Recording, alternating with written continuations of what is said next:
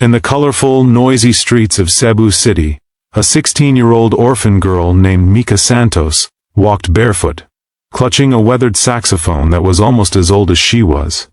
Every morning she would polish the instrument with an old cloth, treating it like the most precious thing in her world. She had found it years ago in a dusty corner of a small second-hand music shop owned by an elderly man who saw something special in her eyes. Mika had begged him to let her play it just once, and the moment her lips touched the mouthpiece, a soft golden sound filled the air, shaky at first, but heartfelt. The old man had smiled and said, "Music chose you, Anak." From that day on, the saxophone became her closest friend. Mika's life had never been easy. Her parents were victims of a terrible typhoon that swept through their village when she was just 9 years old. Since then she had lived in an orphanage near Fuente Osmeña Circle, a place surrounded by city lights and restless noise, where the scent of roasted corn mixed with the sound of jeepneys passing by. At night, when other children slept, Mika would sneak to the balcony and practice under the dim glow of the streetlights, her music flowing through the air like a whisper to heaven. Her dream was small but deep. She wanted to make her parents proud, even if they were watching from above. Every evening she would set up a small stool near the fountain in Fuente Osmeña and start to play. People who rushed past would slow down, drawn by the soulful sound of her saxophone. Vendors stopped for a moment to listen, and sometimes children danced to her melody. Though she barely earned enough coins for food, the smile she saw gave her something money never could: hope. One rainy afternoon, while playing "You Raise Me Up," a melody that always reminded her of her parents, she noticed a foreign tourist standing nearby, recording her performance. Mika continued to play, unaware that this moment would change her life forever. The video of that simple street performance was uploaded to social media later that night. Within days it spread like wildfire. Millions of people around the world were moved by her raw talent and emotion. Comments poured in, calling her the Angel of Cebu and the street saxophonist who heals hearts. Local news stations covered her story, and people from across the Philippines began searching for her, bringing her food, clothes, and messages of love. But the most shocking call came one morning when the orphanage director answered the phone. It was from the producers of America's Got Talent. They had seen Mika's video and wanted to invite her to audition. Mika could hardly believe it. She stared at her saxophone, tears in her eyes, whispering, "Mama, Papa, maybe this is your gift to me." That night the sound of her saxophone filled the air once more, not as a cry of loneliness, but as a song of faith, destiny, and the beginning of a miracle. When the day of her audition finally arrived, Mika Santos stood backstage at America's Got Talent in Los Angeles, trembling as she held her beloved saxophone close to her chest. The bright lights, the enormous stage, and the roar of the crowd felt like another world compared to the quiet streets of Cebu City. Her heart pounded with both fear and excitement. The show's staff smiled and encouraged her, but Mika could barely speak. All she could think about was the promise she had whispered to her parents in heaven: "I'll make you proud." As the curtains opened, the announcer called her name.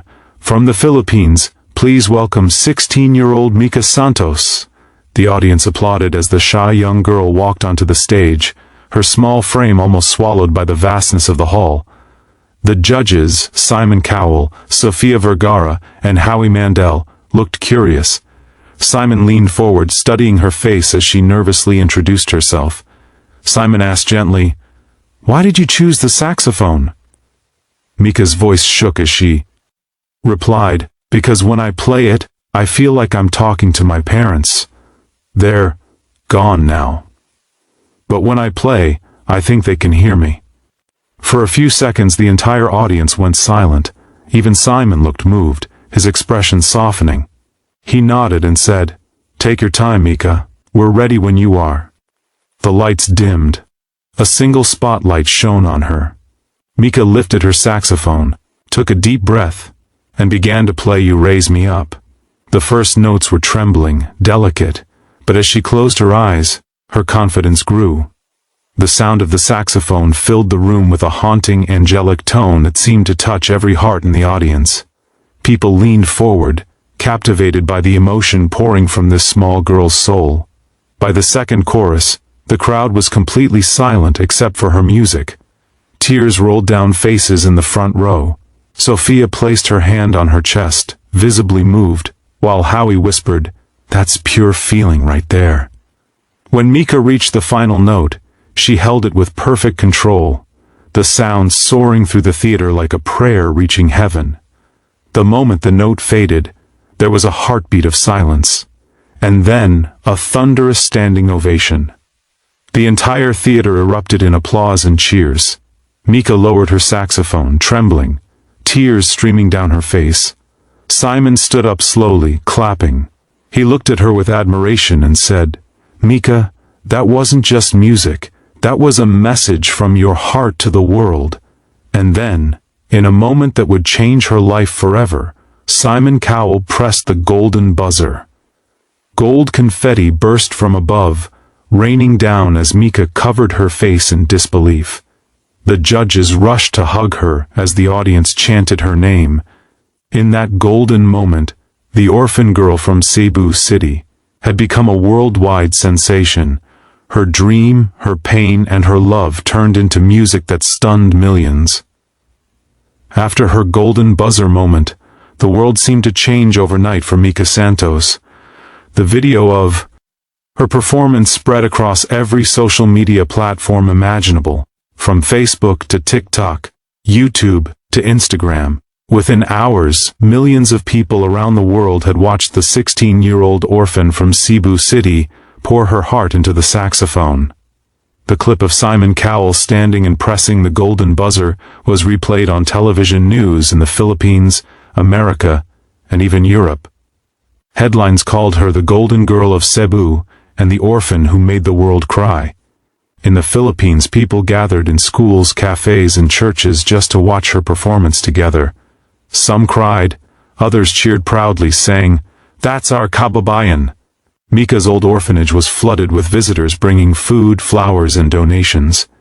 The same street near Fuente Osmeña Circle where she once played for coins was now filled with banners and posters of her smiling face. Street vendors proudly played her AGT clip on small phone screens, telling customers, "This girl used to play right here."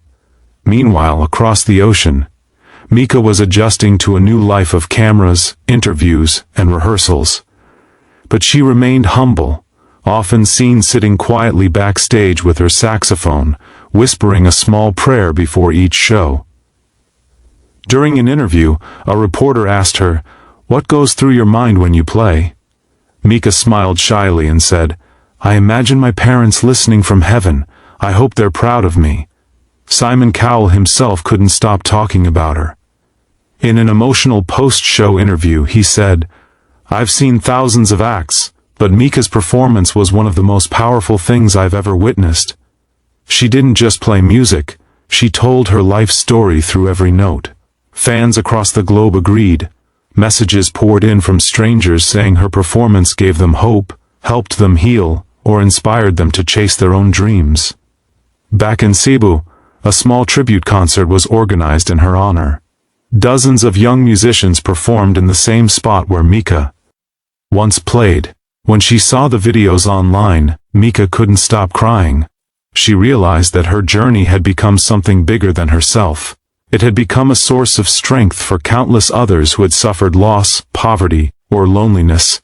In the grand finale of America's Got Talent, Mika returned to the stage to perform once again. As she lifted her saxophone under the golden lights, Simon gave her a proud nod. She closed her eyes and began to play, not as a street musician anymore, but as an artist who had turned pain into beauty. When she finished, the crowd roared, chanting her name, and Simon simply said, "Mika, you've not only stunned millions, you've reminded us what music is truly about, heart." From the streets of Cebu to the world stage, Mika's music had become a symbol of hope, proof that even the smallest light can shine brightest in the darkest night.